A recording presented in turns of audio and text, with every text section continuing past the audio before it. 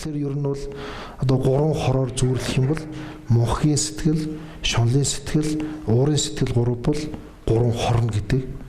За тэрийг жаахан дэлгэр болгоод үндсэн 6 гэж үзвэл энэ гурав дээр омгийн сэтгэл явчихлаа тийм ээ. Буруу үзэл, 5 дахь нь буруу үзэл. Одоо буруу үзэл их олон. Тэгээд хүний ер нь үзэл гэдэг бол нүдээр зүйрлэхээ, нүдээр би нүдээрээ энэ зам байгаа юм байна, нийшээ замгүй юм байна.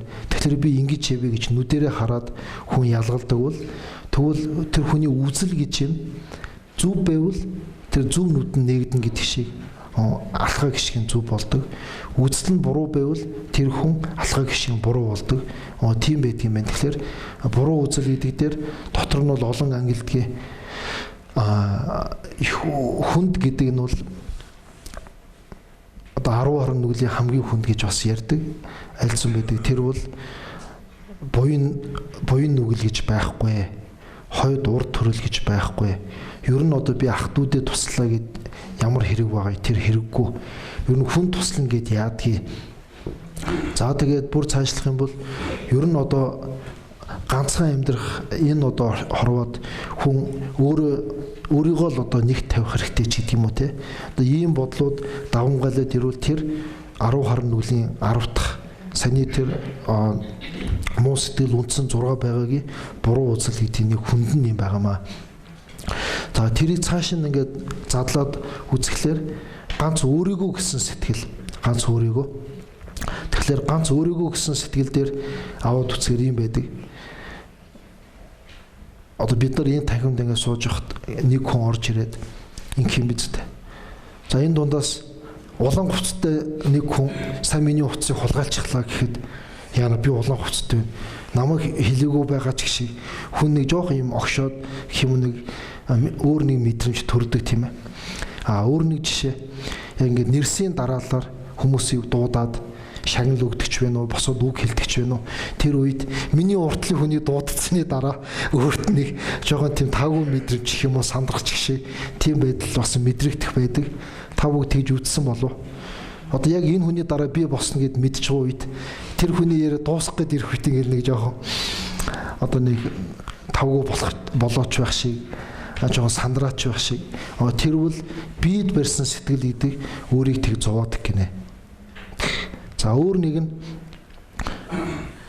ер нь ингээд энд байгаа хүмүүсийг нэг жишээ аваад та нар ингээд томоотой суух хэрэгтэй гэдэнгүүт би зүгээр л суугаад шүү дээ. Яагаад байгаа юм бэ? Гэвэл зарим хүн тэгж бодох юм биз дээ. Тэгвэл тэр хүн бие дурсан сэтгэл идэх чинь хамгийн түрүүнд юмыг өөр дөр тусгаж аваад байдаг. Өөр дөр тусгаж.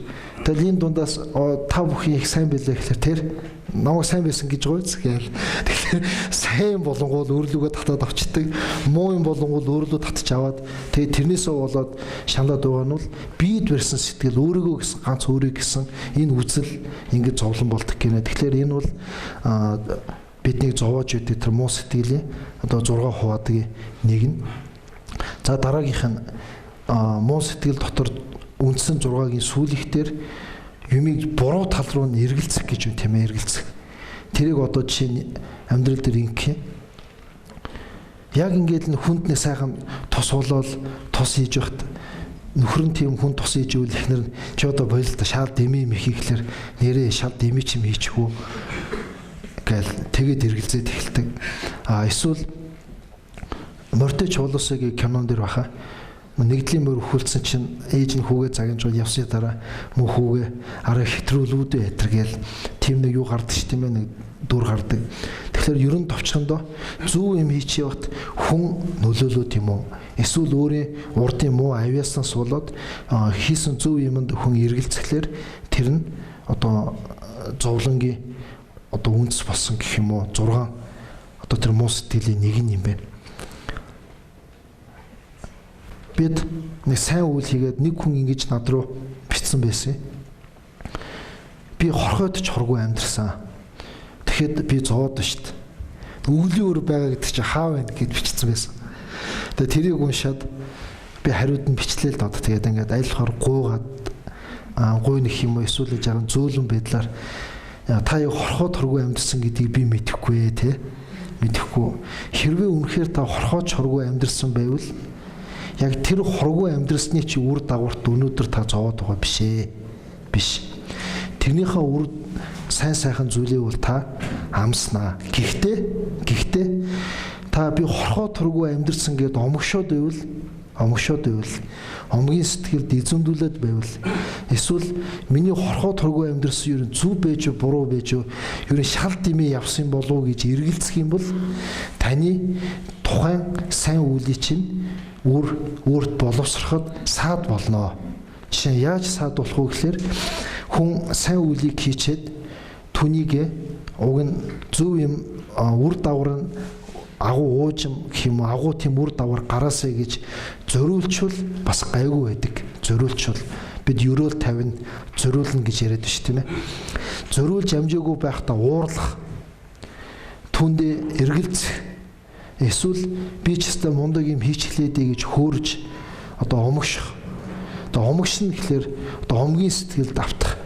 За энэ ийм одоо үйлдэлүүд өөрөө гаргачих юм бол тэрний үр дагавар нь их гарах байсан баг болох.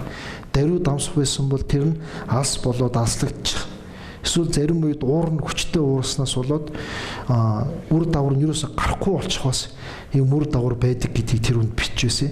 Тэгэхээр саний миний хэлж байгаа тэр зөв юмыг буруу тал руу эргэлзэнэ гэдэг маань сайн үр дагавар гарахад тэг саад болдог. Дээрэс нь буруу тал руу эргэлзээд байгаа болохоор жишээ нь ингэж байна шүү дээ. Одоо хошин шугийнхээ дээр өмнө яагаад үүдэг хонь хөтлөө явж байгаа нь чи яагаад ямаа хөтлөд яваад байгаа юм бэ гэсчгүй би хонь хөтлж байгаа. Тэгээ дараагийн хүн тарахад явсаа ерөөсөө сүулдэ би тэгвэл нэрэж тим юм уу гэд өөрийнхөө зөв бодлыг буруу болгох чинь гэж нэг тэр яг амьдрал дээр тийм болдго юм байна л да. Болдго юм байна. Тэгэхээр энэ юу гэсэн үг вэ гэхээр хүн зөв юмд эхлээд буруу тал руу эргэлзээд эхлэх үед гайгүй юм шиг боловч нөгөөх нь сүлдээ эргэлзээ биш болж хувирдаг юм байна. Жишээ нь би аав ээжигээ баярлуулъя. Би аав ээжигээ гомдоохгүй бай. Аав ээж минь намайг хаяа зэмлэлээ гэхэд би үзэн ядахгүй бай. Би сүрж одоо хэрэлдэхгүй бай гэж хүн бодож гоод ер нь ядаргаатай. Зүгээр байхгүй юм гэх жишээний тийм бодолд автаад ер нь хэрэлдчихдэг юм уу? Эргэлзэж биш те. Тэгээ сүүлдээ бол хэрэлдэнэ. Ер нь яршил биш. Эргэлзэхгүй болчихж байгаа шүү дээ. Тэгэхээр тэр буруу тал руу эргэлзэн гэдэг чинь яагаад одоо тэр үндсэн муу сэтгэлд ороод байна вэ гэхээр тэр бол хүний сүлдээ муу сэтгэлд эзэмдүүлээ тэр нь баттай болоход хөшүүрэг болоод үйдэг юм байна л да. Тийм болохоор тэрийг бас муу гэж үзэж түнтэй тэмцэх хэрэгтэй гэсэн байдаг. За цаг маань нэлээ явцсан байна. Тэгэхээр одоо энэ 6 сэтгэлдээ хэрхэн тэмцэх вэ гэдэг дээрээ ингээд нэг хит хитэн санааг бүгдээрээ бодъё. За эхлээд шунлын сэтгэл гэдэг дээр өмнө бид нэг номын яриа болох үед нэг хүн асууж байсан. Тэгэхээр юу вэ гэхээр ер нь хүн амьдралын шунлагдчих хэрэгтэй юм биш үү? Шунлгүй байхаар хүн итгэхгүй. Шунлгүй байхаар хүн амьдралын төлөө тийм ирмэлцэлгүй болчих юм биш үү гэж тэгж асууж байсан. Тэгэхээр миний хэлэх гээд байгаа нэг ялгаа нь бол амьдралын төлөө хүн мөрөөдөж ирмэлцэх явах хэрэгтэй. Энэ бол тэр төдийг шунлахгүй байгаамаа. Тэгэхээр бодит байдлаас хитрээд үрд болж байхад хитрүүлээ тэрийг олно гэд явхлаэр тэр хүн имийг бодитоор хардаг чадвараа алдаад эхэлдэг юм байгаамаа. Тийм учраас тэрийг буруу гэж. Жишээ нь одоо ийм байх юм. Ам бол дөрүүлээ тийм айл бай гэж бодъё. За тэгээ ах トゥ ерөнхийдөө бүгдээрээ хөдөлмөрлөд амьдрал нь сайхан бусдаас дутах юмгүй байхад одоо болчихлоо. Одоо болох юм уу гэвэл тэр хүн зорилгоо өөрчлөх хэрэгтэй байна л да. Одоо би улам бизнесээ ажлаа өргөжүүлье. Тэгвэл би энэ дүүрэгтэй би нутаг орондоо тийм ээ Монгол орондоо тим юм бүтээ зорилт тавиад тэгээ хөдөлмөрлөх хэрэгтэй юм. Түүнээс биш би одоо 5 өрөө байранд байгаа би 2 давхар байшинд амьдрнаа ч гэх юм уу те. Эсвэл би 3 давхар байшинд амьдрнаа. 3 давхарт амьдрч өсөө би ер нь 2 тэрбумын байранд амьдрна гэх юм уу. Тиймэрхүү ингээд болж байхад улам ингээд явхлаар зовлон болоод байдаг гол нь. Хүн улам хөдөлмөрлөж түүний төлөө явах хэрэгтэй байгаа нь зорилгоо өөрчлөөд тэр нийгмийн сайн сайхны төлөө ингээд явах юм бол тэр нь бас илүү хөдөлмөрлөх хэрэгтэй тийм байдаг юм шиг байгаа.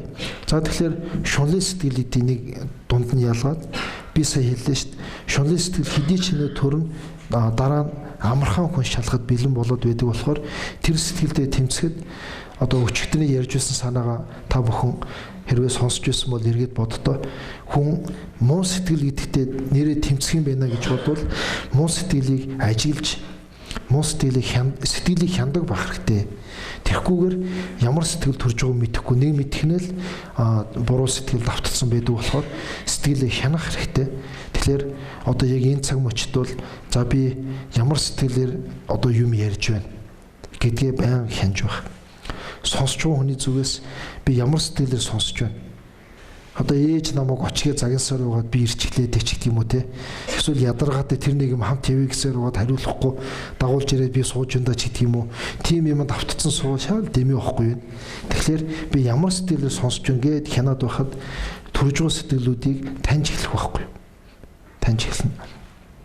Шинэ бид нар ингээд сууж байхад нэг хүн ороод өнгөрөхөд сая хажуугаар чинь нэг костюмтэй залуу өнгөрөө анзаарсангүй шүү дээ гэдэгж байна те. Тэгэхэд яг тийм ажил хариуцж байгаа хүн бол хин орж ин гарч ин харах хэвээр хүн бол за костюмтэй хүн өнгөрлөө нэг палачтай хүн өнгөрлөө дараа нь костюмтэй өнгөрсөн тэгэж өнгөрсөн.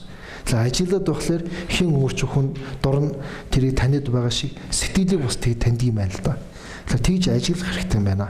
За ажиглаж гоод шунлын сэтгэл төрөх юм уу түн давтчихвал түүний яг эсрэг тэрнтэй тэмцэхэд гол одоо тэрийг дарж өгдөг бодол юу вэ гэхээр тэгэхээр энэ дээр би ахаад өнөөдөр яриа эхлэхдээ хэлсэн санаагаа товчхон болгоод дахиад нэг хэлэх хэрэгтэй юм байна.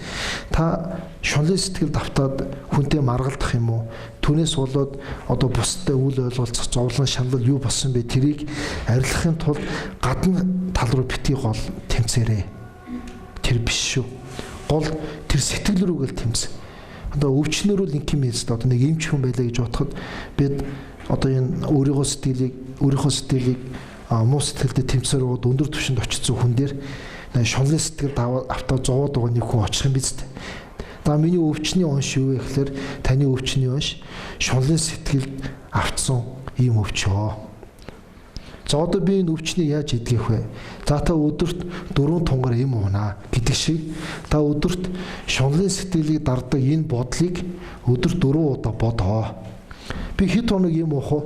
За та өвдөх бие хайхрахгүй явсаар байгаад та 3-4 жил ингэж хайхрахгүй яваад өвдсөн байна. Тэгэхээр та 3 сар юм уух хэрэгтэй гэдэг шиг тийм ээ. Та түрэг цагаас ахуулаад шунал гэдгийг тоохгүй зөнд нь хайсаар байгаад ингэж явж ирсэн. Одоо нас эд 50-д за тэгвэл та ядаж нэг 3 жил энийг бодох хэрэгтэй. Өдрийн 4 тунгаар гэдэг чи 4 удаа. Ингэж тэр хүн хэлэхэр юм шиг байгаа. Тэгэхээр яг тийм үе цаашаа нуцад цаа түүний нучин дарна. Эсвэл тэр имийг аваад л сэтгэл сайхан болно гэх биш. Ийшээ хандаж тэрийг өөрчлөхөд ер нь бол өвхөл мөнх усыг бодох. Би хизээч одоо хизээ өхөн би батгүй штэ гэдгийг хүн бодох юм бол саний шунлын сэтгэл гэдэг их намждаг. Тэрний ерөндөг буюу тэрийг дарах ийм зөв бодол гинэ. Тэгэхээр нэг жишээ байх юм. Цаазын ял авчаад алхаж яваа хүн өөрөө энэ хэрэгтэй энэ сайхан юм гэдэг одоо үнтэй юу бэ хэлэхэд өгийг тэр хүн тоохгүй тийм. Би одоо очив өгөх гэж юм чинь надад ямар хэрэг байгаа юм. Өөр нэг амьдралын жишээ болохоор за маргааш өглөө одоо багнуур явнаа. Юмо бэлдэрээ гэхэд маргааш би энэ байранда энийг идэн гэж хүн юм үлдээхгүй ш тийм ээ. Тэгэхээр маргааш явнаг бол явах юм бодхоос биш маргааш энд би байх юм хүн бодохгүй гоцтой. Тэгэхээр яг түн шиг би хизээ өхөн батгүй би хүн орон унтад өглөө босохгүй байдаг шиг хүн хизээд одоо би энэ насыг орох нь батгүй шүү дээ гэж бодоход тэр хитрээ шунаад байгаа шунал буудаг юм байна л да. Дараад байгаа хүн халууныг бий болгол дараад байгаа зовлон багасна гэдэг шиг тэрний яг эсрэг тэрийг дардаг бодол юм байна. Тэгэхээр би ер нь жоохон шунал ихтэй хүн юм да. Би зарим хүнд хэлж ил байла. Өөрөө ер нь мөнгө үцхээр л байж чадхаа байх юм да. Мөнгөгүй байхлаар ухаан чинь арай зөв ажиллаад байна шүү. Тэгээ зарим хүнд бүр хэлж үзлээ. Тэгэхээр хүн их мөнгө үзээд юм уу? Эсвэл одоо тийм хэрэгтэй, ийм хэрэгтэй гэдээ олон юм бодоод ирэхлээр нүдэн тогтхойлол, байж сууж чадахгүй болол уцаа өрөө нэг хүн рүү мессеж чичээл залгаал зүгээр гэж бол уц руугаа хүрээл ерөөсөө сууж чадахгүй маа. Тэгэхээр яг тэрний ерөндөг буюу тэрийг дарддаг юм саний тэр бодлыг нэг учир шалтгааны үүднээс бодоод түн дээрээ жаахан төвлөрөөд барих юм бол тэр зөв бодол саний тэр бодол чи хүч ордог. За хоёрт нь уурын сэтгэлийн эсрэг бол уурын хор уршиг нэг бодох хэрэгтэй юм байна. Тэгэхээр уур ямар хор уршигтэй вэ гэхээр уур өөртөө дайсан их бэлддэг. Өөрийнхөө төлөө гэсэн хүмүүсээ цааш нь үргээдэг. Зүсцэрээр муухай болдог. Өөрийн уурт хийсэн сайн үйлээ хүчгүй болгодог. Этергээд ийм үр дагаврууд байдаг. Тэгэхээр эдрийг бодоод байт юм байна нэг. Энэ бол одоо хүүтнийг халуунаар арилгана гэдэг шиг яг тэр нь арай биш ч гэсэндээ ер нь л уурын техник хязгаалт очино. Яг одоо тэрний ерөндөг болсон гол уурыг дарддаг бодол бол энэрхүү сэтгэл байдаг. Энэрхүү. Өчигдөр би хальт ярьсан тийм ээ. Хүнд юм уу амьтанд гол ууралдаг болохоос биш. Яг уур бол баган төлөө зөгчөөд баган зөхөд ивэл тэр ер нь бол одоо инээд хүрэхээр бид шуулдаг шиг уур бол голцвол тэнд ингэж хандаж төрдөг юм байна бусдад. Тэгэхээр бусдыг өрөвдөж, бусдыг хайрлаж чадвал сэтгэлдээ одоо цаад хүнийг зулун зүдүүргүй байгаасаа гэж бодож чадвал тэр уурыг дарах ерөндөг болж өгд юм байна. За тэгээд энэ дээр бас амаргүй нэг ийм санааг Шанди Тэвагийн бодистой явдалд орох номон дээр айлцсан байдгийг. За нэг хүн намайг доромжлоод эсвэл зодод зөхиод тэр хүнд би уураллаа гэж бодоход цаашаа ууралдаг чинь буруу битгий тэг. Гэхдээ энэ намайг зөхиод байна штэ. Энэ намайг доромжлоод байна штэ гэхэд цаад хүнийг өрөвдөө харин. Яаж өрөвдөхийг гингүүд цаад хүн өөрөө ирэх алгаа. Цаад хүн наашаа доромжилж ууралж байхдаа сэтгэл нь яг одоо нөгөө бодит юмыг мөн чанарын бодитоор нь харах тийм төвшөндөө байгаа юу? Тэр чадвараа алдсан. Тэр хүн бас л нэг таагүй болцсон байдлаар хэлж байгаа юу? Хоёр хүн хэрэлдэхэд нэг нь инээгээ 50 байгаад нэг хэрэлдэхгүй гоос те. Хоёулаа л нүүр мөрнуулаад янз бүр болол хэрэлдээд байнад. Одоо тэгвэл цаад хүн ч гэсэн өөрөө зовж байна. Тэгвэл тэр хүнд өөрөө ирэх алга. Тэр хүний тийм болгоод байгаа тэр муу сэтгэлд нь уурлаа. Хэрвээ цаашаа уурлвал хэрвээ хариуг нь барийг гэвэл өөрөө ирэх байхгүй муу сэтгэл ирэхэд давтаад наашаа үг хэлж байгаа. Наашаа тийм үйлдэл гаргаж байгаа. Хүнийг битгий ахад дээрлэхээ. Хариуг нь барьж. Хэрвээ чи тэмцэж хариуг нь барийг гэвэл тэр хүнийг тийм үг хэлүүлээд байгаа. Цаад муу сэтгэлд нь хариуг нь барь. Түр тэр муу сэтгэлд нь яаж хариуг нь барихыг гэхээр тэр муу сэтгэлд автахгүй байж хариуг нь барьдаг гинэ. Тэгж хариуг нь барина гэсэн байдаг. Тэгсэн чинь одоо ингэж байгаа байхгүй юу? Хэрвээ гүүгөө энэ өөрөө сэтгэлээ засах хэрэгтэй шүү дээ. Энэ өөрөө сэтгэлээ жолоодох хэрэгтэй шүү дээ. Энэ ягаад тийм сэтгэлээр надад ийм байдал гаргаж байгааг гэвэл нэг жишээ авсан байдгийг. Хүн мод бариад өөрийг чинь цогчвол модонд уурлах уу уурлахгүй юу гэж. Модонд уурлах уу? Уурлахгүй. Модонд ягаад уурлахгүй байгаа юм? Мод зүгээр байсан бол ирээд намайг цохихгүй. Хүн тэр модыг бариад намайг цогсон болохоор модыг барьж намайг цогдоо хүнд нь уурлах гээд байна. Тэгвэл тэрнтэй яг адилхан хүн тухайн үед мод шиг байдалд орцсон. Хүн модыг бариад хүнийг цогтөг шиг тэр хүнийг муу сэтгэл идэх эзэндэж аваад наашаа тийм үйлдэл хийлгээд байна. Тэгж бодох юм бол харин хэнийг өрөвдөх үндэслэл болдог байх нь цаад хүнийг. Энэ хүн чинь харин өөрөө бүр ийм сэтгэлийн эрхэнд автаад өөрөө хэцүү байгаа юм байна штэ гэж ойлгох байхгүй. Тэгж бодох юм бол хүний бусдыг тэр тусуу надад дайсагнаад байгаа бусдыг илүү энэ хүн энэ байдлаас хагацчихсаа гэж бодоход тэр уурыг дарах гол одоо дарддаг санаа гэж ингэж ялцсан байдаг. Энэ юу н тийм болов ямар болов. За асуулт хариултын үеэр та бүхэн хэрвээ араа үгүй байхаа гэвэл бас хэлээрэй. За дараа нь тушид дэвшин контоудан гарчил омгийн сэтгэлийн одоо дарддаг одоо гол зөв бодол нь юу вэ гэхээр би нэг бодол яриад байна шүү тийм ээ. Хүний буруу бодлыг юугаар дарддаг байх нь зөв бодлоор л дарна. Түүнээс биш гадна талын имийг өөрчилж дардгүй учраас ийм сэтгэл бодол яриад байгаа. Тэгэхээр гомгийн сэтгэлийг дарах одоо зөв бодол нь юу байдаг вэ гэхэл зөв сэтгэл нь бол өөрийн мэдэхгүй чадахгүй байгаа юм бодох гинэ. Мэдэхгүй чадахгүй байгаагаа Жоо болон гадиша номонд их мэрэгэн болчоод ер нь би л мэрэгэн болчихлоо шүү гэж тэгж болгоосон байд ш. Тийм бодол төрөөд тэгэхэд шүн зүүдэнд нь өөрийнх нь өмнө үзэж байгаагүй өөрөө мэдэж чадаагүй тийм номуудыг зүүдэнд нь үзүүлээд тэгээ тэрийг зүүдлээд өглөөс хэрэгтэй би чи зөндөө мэдэхгүй юм байна штэ гэж бодоход тэр сэтгэл бууж ингэж одоо бидний яриад байгаагаар яг бодитоор харах тийм төвшөндөө очисон гэж тэгж номонд байдаг юм лээ. Тэгэхээр өөрийн мэдэхгүй байгаа, өөрийн чадахгүй байгаа зүйл тэрийгэ бодох юм бол өөрийгөө мундаг гэж ингэж байгаа сэтгэл буудаг юм байна. За түүний дараа муххийн сэтгэл. Муххийн сэтгэлтэй хүн тэмцэхтвэл юмны мөн чанарыг эргэцүүлж бодож юмыг шууд над одоо юу гэх толгомдож байгаа гэх юм уу надад толорч байгаа юмыг сэтгэлийн хөөрөл бодож байгаа бодлоор шууд цаашаа хандах биш тэрийг эргэцүүлж боддог түүний мөн чанар нь юу вэ яагаад ингэж юуны цааш нь ухаж ингэж одоо бодож мөн чанарыг нь ойлгох одоо өөрөө дадуулж байвал муххийн сэтгэлийг дарах энэ одоо зөв бодол нь болдог. За түүний дараа тушаа төвшин контуудан аржим мэрэг даваад за буруу үзлийн эсрэг бол зөв үзлийг бодох хэрэгтэй. Тэгээ зөв үзэл гэдэг дээр ер нь бол хойд урд төрөл гэдгийг бидний өвөө эмээ одоо өвөг дээдсүүд маань хойд төрөл урд төрөл гэж хүүхдээ хүмүүжүүлэхдээ хэлж зэмлж ингэж ирсэн.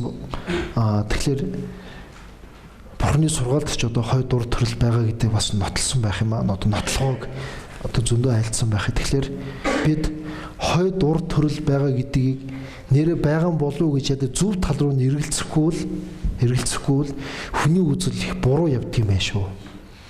Тэгэхээр тулгаж байгаа юм биш тийм ээ, тулгаж байгаа юм биш. Гэхдээ өмнө би даан юусад тийм болсон гэж уншиж байсан.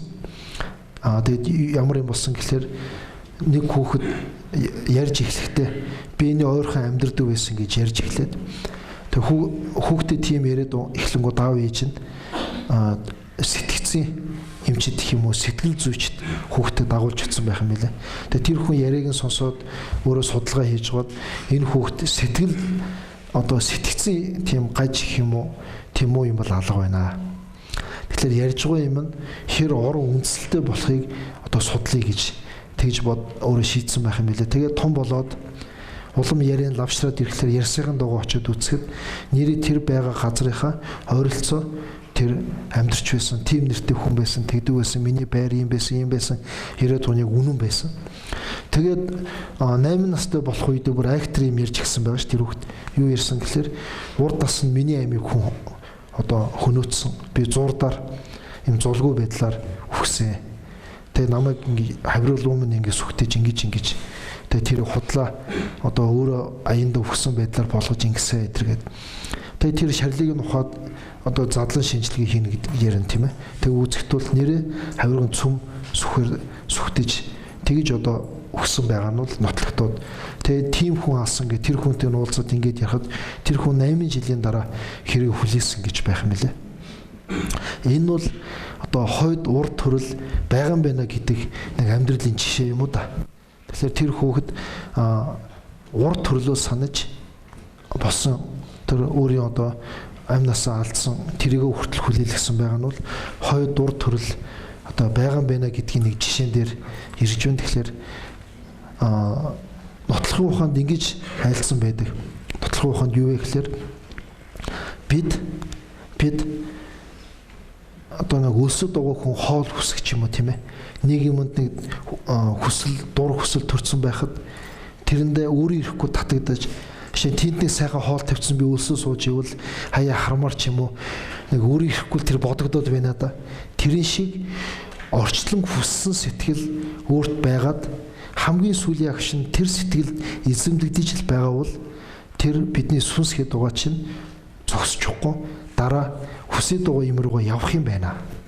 Ягаад одоо бид өнөөдөр ердийн одоо амьдралын одоо хэв маяг гэх юм уу өдөр тутмын амьдрал дээр ингээ харахаар хүн хүсэж байгаа зүйл рүү сэтгэл хүсээд тэрэнд их хүчтэй дурлаад ирэхлээр биеэр хичнээн хорийг бодлоо байнгын тийшээ тэмүүлээд байна. Яг түүн шиг үхэхийн цагт хүний тэр сүнсгээд байгаа тэр сэтгэл маань юу хүсэж байна? Орчлонгийн сайн сайхныг хүсээд байна шүү дээ. Тэр хүсэлд эзэмдэгдсэн байгаа. Тэрэнд автагдсан байгаа учраас тэрний ирэхээр дараа тийм л юм руу явах юм байна. Зогсчихгүй юм байна. Тэгээ явхлаар орчлонд нэг төрөл авах ийм процесс явагдах юм байна гэж ингэж үздэг байхгүй юу. Тэгэхээр хойд дур төрөл байгаа гэж бодох нь бол саний ярьж байгаа тэр муу сэтгэлүүдийн нэг буруу үзэл гэдгийг нэг одоо ерөндөө буюу түүний дардаг ийм зөв санаа юм байна. Тэгэхээр та бүхэн нэг бодож байгаагүй байж ч магадгүй ялангуяа залуу хүмүүс юу муу юм яриад байна. Залуу байхад үхэл мөхөл яриад эхлэе гэж бас битгий бодоорой. Тэгэхээр хүн амьд явахдаа үхэл гэж байгаа хизээ үхэн батгүй шүү гэж бодож явбал үхийн цагт хүн бэлтгэлтэй тэр үе зовлон багтай байдаг гинэ. Тэгэхгүй хүн үхэхгүй баймаар нь үхэхгүй гэж бодож яваад яг үхийн ирмэг дээр очих үед асар хүн зовлонгорт нь тулгардаг. Хүн үхэхгүй юм шиг явхлаар амьдралд их олон алдаа буруу шийдвэр их гаргадаг. Тэгэхээр үх гэж юм биш те. Ер нь үхэн гэдгийг ойлгож хизээ үхэх нь бас хизээч над үгэл гэдэг ирж мэднэ гэдгийг хүн нэрээ тунгааж бодох юм бол олон шаардлагагүй юмнаас мөнгө төгрөг цаг хүчээ зарахыг зараас хүн өөрийгөө татаж авах ийм ачтай тустай юм байна л та. Тэгэхээр хойд ур төрөл байгаа юм байна. Би үхлээ гэхэд дараа нэг төрөл аваад явах юм байна гэж хүн бодвол тэрэндээ ч гэсэн хэрэгтэй юм бодно. Хүн нас явахлаар ерөөсө тоодгүй байсан ирэх барайл. Уг нь бол хүүхдүүдэд тийм үг хэлдэггүй байсан бол нас яваад ирэхлээр ээдийн хүүхдүүд минь аав ч одоо ээж нь ч одоо хэдийхэн байгаа вүлээ. Алуу тэрийг тэгчдэг юм уу? Тэрийг баярлуулчдаг юм бэ? Яриа нүртэл тийм болоод байна. Цаанаасаа тэр хүнд би дараа ингээд явах нь гэсэн нэг олон тохио өгөөд ирэхлээр хүн тийшээ тэрэнд хэрэгтэй юм өөрөө ирэхгүй бодоод байгаа үст. Сайн жишээ авлаа шүү дээ бид нар. За би нэг 2 хоногийн дараа Герман явнаа гэж бодоход за Герман явахд юу вэ? Юу бэлтгэлээ очиж тэрнтэй уулзсан бэлэг юу өгөх вүлээ? Ер нь яах вүлээ гэ тэрийг л бодохосоор аргагүй гоцд тий. Юу ч бодохгүй гэж согтооч юм уу уцсан суучвал суухал юм л да. Гэхдээ тэр бас ухаантай гэхгүй шүү дээ.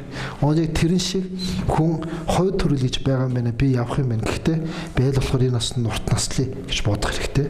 Урт наслахын төлөө хүн явах хэрэгтэй. Гэхдээ хойд нас гэж байгаа юм байна гэж бодвол түүнд хэрэгтэй юм бодно. Тэгэхээр энэ зөв үзэл гэдэг дээр энэ. За маргааш би зарим санааг нь яриа да. За дараа нь эргэлзсэн сэтгэлийг буруу тал руу эргэлзэж байгааг хүн арилгахын тулд одоо хэрхэн түнтэй тэмцэх вэ гэдэг дээр ер нь юмны тэр зөв мөн чанарыг л эргэцүүлж бодож энийг эргэлзээг арилгах одоо нэг аргуудын нэг нь олон аргын нэг нь юу байдгүй гэхээр бусдтай ярилцах байдаг. Ярилцах. Бидний хувьд одоо Чорийн гүн ухааны ном судлахдаа мэтгэлцээ маргалдаан гэдгээр ном хаилцах энэ одоо зарчмаар бид нар ингэж одоо суралцж байсан. Тэгэхээр энэ маань бол энэ сэтгэлтэй бас тэмцэх, энэ эргэлзээ юмыг буруу тал руу эргэлзэж байгаа эргэлзээтэй бас тэмцэх ийм нэг хэлбэр байгаамаа. Тэгэхээр та бүхэн товчдоо энэ сэтгэлүүдийг тухайн өөрийгөө ажиглаж байгаад хүн хүний онцлог байдаг. Зарим хүн шунал ихтэй, зарим хүн шунал багтай, зарим хүн уур ихтэй, зарим хүн уур багтай. Тэгвэл аль нь их давамгаалаад байна? Давамгаалаад байгаа тэр сэтгэлийг дардаг бодлыг өөртөө гол бий болгоё гэд тэрийг арилгахын төлөө тэрийг дардаг бодлыг өөртөө улам хүчтэй болохын төлөө тэмцэх хэрэгтэй байна. Тэгэх юм бол жижиг сэжиг бусад бодол аянда намждаг. За одоо энэ хамгийн энэс дээш гаруул цавчин гэж бодоход хамгийн одоо өөрийг зовоод байгаа муу сэтгэлийг хүн жоохон хүчийг багасгачихлаэр одоо дараа нь ямар юм цохих уу те хахаа тэрийг багасаад тухлаэр нийтдээ багаснаа да тэр чинь ингэж одоо тэмцэх хэрэгтэй юм байна. Гэхдээ энэ бол тусынх нь одоо арилгадаг аргыг ярьлаа. Тэгвэл бүгдд нь нэг бодлыг бодоход муу сэтгэлийг бүгдийг нь одоо хүчгүй болгодог бодол бол юмны хамгийн нарийн мөн чанарыг одоо ойлгосон хоосон чанарыг бодох гинэ. Тэгэхээр тэр хоосон чанарыг бодох юм бол ямар ч муу сэтгэлийг дарддаг. Тийм болохоор хоосон чанар. За өөр нэг нь бол хоосон чанарыг бодсон бодол шиг тийм хүчтэй биш гэсэндэ бас олон муу сэтгэлүүдийг зэрэг дарж чадах хүчтэй бодол бол бусдын төлөө гэсэн бодийн сэтгэл. Тэгэхээр хоосон чанар, бодийн сэтгэл энэ хоёрыг хоосон чанарын мэт суухан хоёрыг л хүн өөртөө гол хөгжүүлэх юм бол жижиг сэжиг олон бодлыг бодохгүй байлаач бусад бүх одоо муу сэтгэл ингэж зэрэг доошлдог гинэ. Састаг Ямлайн улсын дундорчох Тэнгэрийн орон сас хотод зочлох аялал. Та алдарт потала ордон Норвулинга өргөө эртний түүх буддын ариундагшин их зуугийн сум барайвн сэра гандан хийдүүдэд зочлон төвдийн нийслэлтэй танилцаарай. Ариуслын зууч буддатур. Ариуслын зууч буддатур эрхэм үйлчлүүлэгч таныг бурхан багшин агуу их адистад газрууд болох лагшин мэндэлсэн люмбини адистад жарн хашорын соврага таалалтгсан Хушинагар гэгэрсэн бодгая дах монгол сум анх дөрвөн үнэний сургаалan альсан сарнат ариун гангамөрн энтхгийн нийслэл дээли Непалын Катманду хотуудаар аялан алдарт Таж Махал үзэх ариуслын аялалд өрн залъя. Ариуслын зууч буддатур. Манай гаригийн хамгийн шилдэг тансгэр сортуудаар алдартай Мальдивийн арлууд дамрах аялал. Та цав цагаан илэс төв тунгулаг далайн устай олон улсын өндөр зэрэглэлийн стандартад нийцсэн амралтын газруудад тэсгэн мөвлийн хүйтнэр нарлаг зуныг мэдрэх боломжтой. Мальдивийн VIP аялал утас 90 сарвнаг 37 64. Та аялын зээлэн Nexus финансаас авах боломжтой.